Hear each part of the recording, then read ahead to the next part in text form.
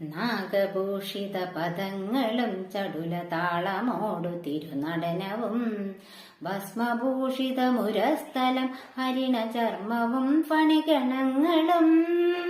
വാസുകി പരിവിശോഭിത വിമല വക്ഷസുംഭവ ഭയാപഹം ചന്ദ്രശേഖര തെളിഞ്ഞു കാണണം അന്തികേ മമ സദാശിവ നീലകണ്ഠ തവ നീലകണ്ഠവും അതിൽ പുളഞ്ഞൊര ഹിമാലയും ഭൂതിശോഭ വഴിയും കരങ്ങളിൽ ഠമഠമാരവ കടും തുടി ശൂലപാണേ